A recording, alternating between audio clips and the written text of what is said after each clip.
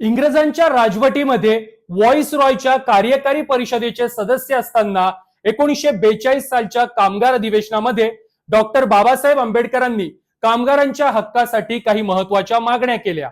त्यातील सर्वात महत्वाची मागणी होती कामगारांच्या कामाचे तास 12 ते 14 वरून 8 तास करणे। पुढे स्वतंत्र भारताचे कायदे मंत्री असताना डॉक्टर बाबासाहेब आंबेडकरांनी 1948च्या कामगार कायद्याअंतर्गत 8 तासांच्या कामाचं धोरण राबवलं आणि भारतातील कामगारांना 8 तास कामाच्या शिफ्टचा हक्क दिला।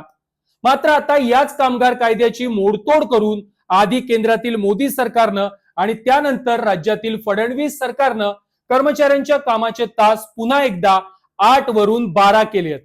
म्हणजेच महाराष्ट्र सरकारनं कारखाने अधिनियम 1948 कायद्यामध्ये दुरुस्त्या करून खासगी कंपन्यांमधील कामाचे तास 8 ऐवजी थेट 12 तासांपर्यंत वाढवण्याचा निर्णय घेतलाय।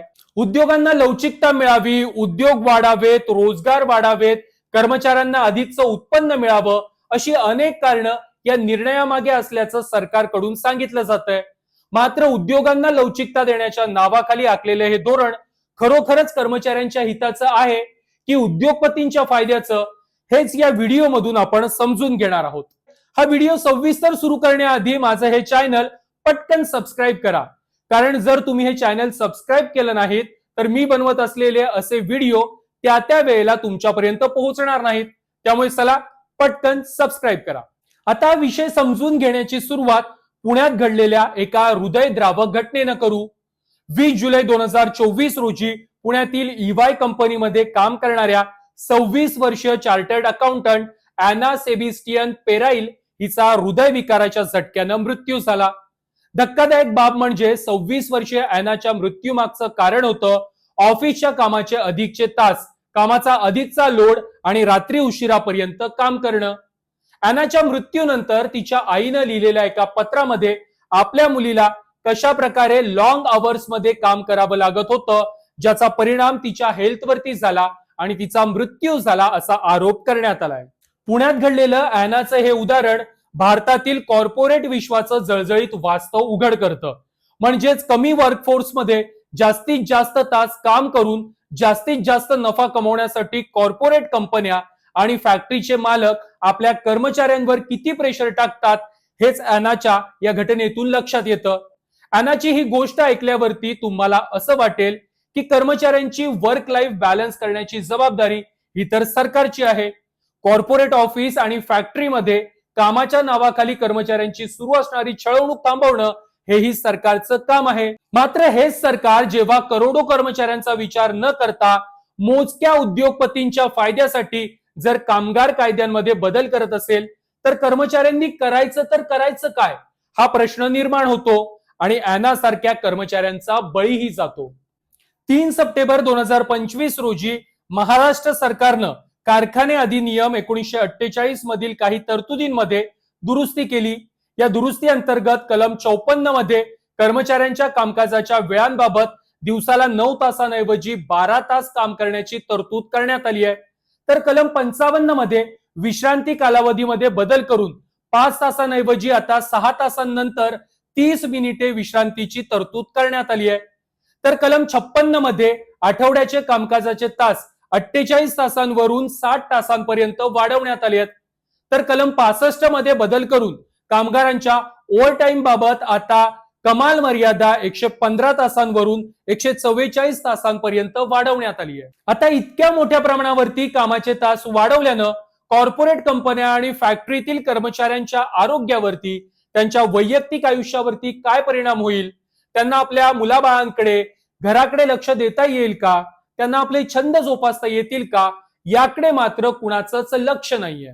मित्रांनो, सध्याच्या परिस्थितीतही कॉर्पोरेटमध्ये काम करणारे बहुतांश लोक हे आपल्या ठरलेल्या वेळेमध्ये लॉग आउट करून ऑफिसमधून घरी निघू शकत नाहीत।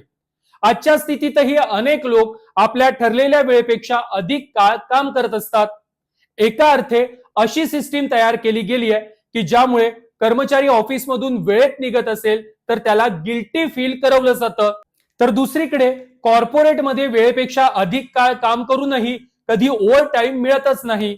या उलट अनेक जणांना सुट्टीच्या काळात वीकेंडलाही कामं करावी लागतात।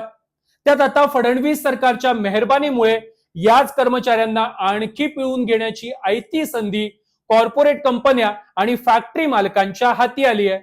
आता 12-12 तासांच्या शिफ्ट बाबत निर्णय घेणारं महाराष्ट्र हे एकमेव राज्य नाही, तर गुजरात, कर्नाटक, तामिळनाडू, तेलंगणा, उत्तर प्रदेश सरकारनं देखील कामाचे तास वाढवण्याचा निर्णय घेतलाय.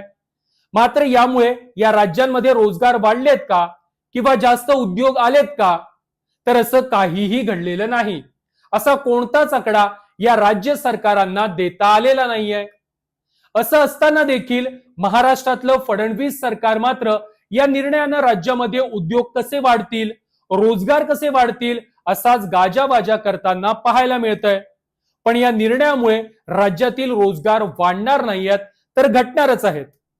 आता ते कसे हे देखील आपण समजून घेऊ.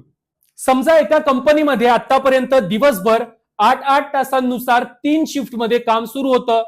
आता मात्र 12-12 तासांच्या शिफ्टमुळे 2च शिफ्ट मध्ये काम होईल. त्यामुळे एका शिफ्टचे कर्मचारी कमी केले जातील आणि रोजगार कमी होतील, उलट बेरोजगारी वाढेल. आता हा झाला रोजगाराचा मुद्दा. मात्र 12-12 तास एखाद्या कर्मचाऱ्याकडून काम करून घेणं म्हणजे त्याच्या आरोग्यासोबतही खेळण्यासारखंच आहे.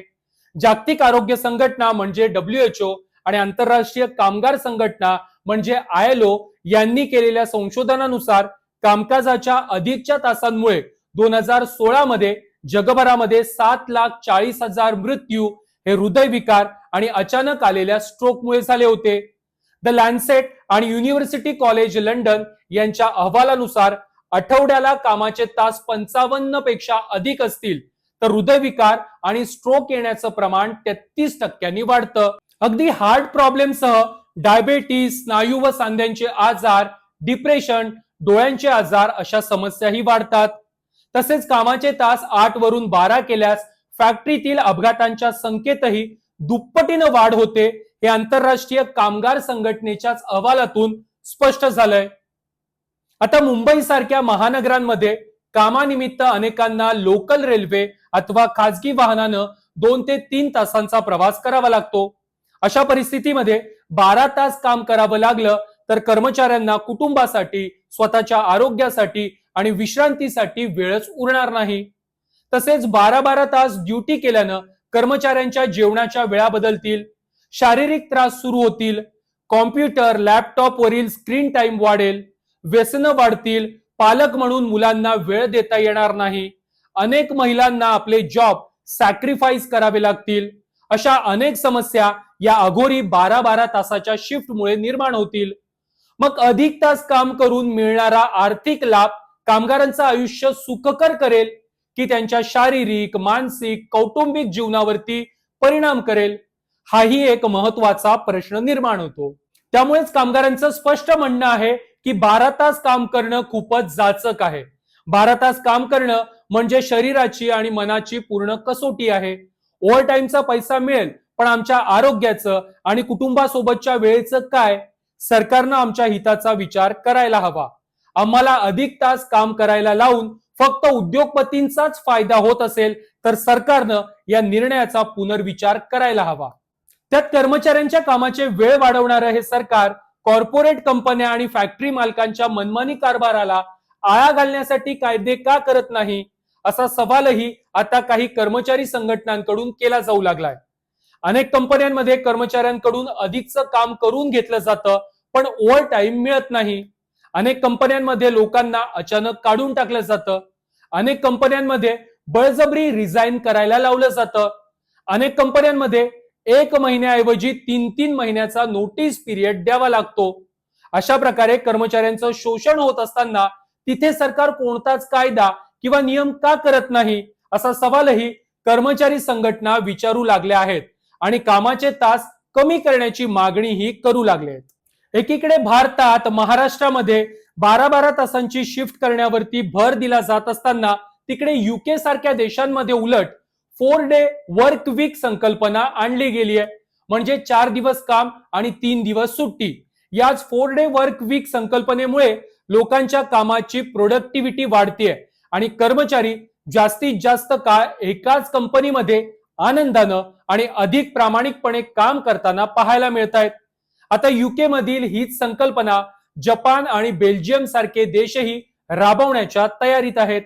तर जगभरातील अनेक महत्वाच्या देशांमध्ये कामाचे तास खूप कमी आहेत. जसे की स्वीडनमध्ये कामाचे तास प्रतिदिन 6 आहेत, डेन्मार्कमध्ये 6 तास, जर्मनीमध्ये 7 तास, इटलीमध्ये 8 तास अशी कामाची वेळ आहे. फ्रान्समध्ये कामाचे तास प्रति आठवडा 35 तास आहेत, म्हणजे दिवसाचे 7 तास आणि आठवड्यातून 2 सुट्ट्या अशी तिथे पद्धत आहे. तर नेदरलँडमध्ये कामाचे तास प्रति आठवडा 31 तास, इराकमध्ये 31 तास, कॅनडामध्ये 32 तास, ऑस्ट्रेलियामध्ये 32 तास, न्यूझीलंडमध्ये 33 तास प्रति आठवडा असे आहेत. म्हणजेच दिवसाचा विचार केल्यास फक्त 6 ते 7 तास काम केलं जातं. आणखी महत्वाची गोष्ट म्हणजे या देशांमध्ये तुम्हाला तुमच्या सुट्ट्या त्या वेळीच घ्याव्या लागतात. तुमच्या सुट्ट्या कधीच लॅप्स होत नाहीत. त्यामुळे ज्या देशांमध्ये कामाचे तास कमी आहेत त्या देशातील कामगारांच्या कामाची प्रोडक्टिव्हिटी पण अधिक आहे. तसेच याच देशांच्या हॅपी इंडेक्सवर नजर मारल्यास तोही जास्त आहे. म्हणजेच कामाचे तास कमी असणाऱ्या देशातील लोक आपल्या वैयक्तिक आयुष्यासाठी, आरोग्यासाठी योग्य वेळ देऊ शकतात, म्हणून ती तितकीच आनंदी असल्याचं पाहायला मिळतं. या उलट सर्वात जास्त कामाचे तास भारत, चीन, भूतान, बांगलादेश, पाकिस्तान, कतार, UAE या ठिकाणी आहेत. या देशांमध्ये प्रति आठवडा जवळपास 45 ते 50 तास कर्मचाऱ्यांना काम करावं लागतं, म्हणजेच दिवसाचे 9 ते 10 तास. कामाचे तास अधिक असल्यानं आपल्याकडील कर्मचाऱ्यांच्या कामाची प्रोडक्टिव्हिटी देखील कमी जास्त पाहायला मिळते. अनेक कर्मचारी तर आपल्या कामामध्ये फ्रस्ट्रेट असल्याचंही पाहायला मिळतं. त्या जेवणाची वेळ, सुट्ट्या याबाबतही अनिश्चितता असल्यानं अनेक वेळा कामगार वैतागलेलेच पाहायला मिळतात. त्यामुळे भारत, चीन, पाकिस्तान, भूतान, बांगलादेश सारख्या देशांचा हॅपी इंडेक्स मधील नंबरही खूप खालचा आहे.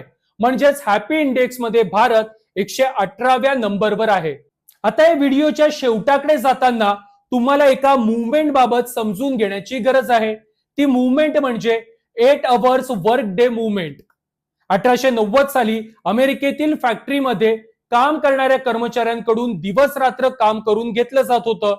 तेव्हा पहिल्यांदा कर्मचाऱ्यांनी संघटित होत या शोषणाविरोधात आवाज उठवला होता. अमेरिकेतील याच 8 अवर्स वर्क डे मुवमेंटमुळे 8 तास काम, 8 तास आराम आणि 8 तास वैयक्तिक आयुष्यासाठी अशी पद्धत सुरू झाली. अगदी भारतातही डॉक्टर बाबासाहेब आंबेडकरांनी 1948च्या कामगार कायद्यामध्ये याच पद्धतीचा अवलंब केला.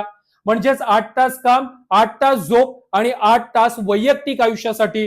त्यामुळे कामगारांची प्रोडक्टिव्हिटी वाढते.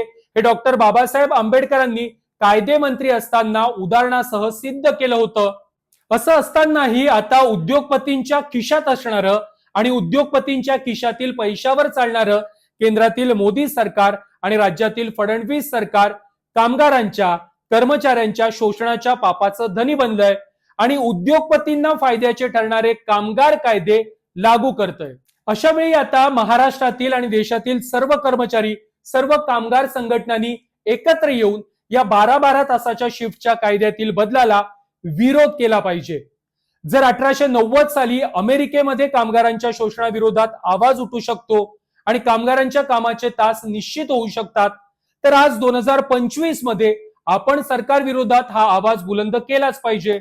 आणि त्यासाठीच हा व्हिडिओ देखील जास्तीत जास्त कर्मचाऱ्यांपर्यंत पोहोचवून त्यांना त्यांच्या हक्काची जाणीवही आपणच करून दिली पाहिजे. हा व्हिडिओ तुम्हाला कसा वाटला कमेंटमध्ये नक्की कळवा. आवडला असेल तर लाईक करा, शेअर करा आणि माझं चॅनल सबस्क्राईब करायला विसरू नका.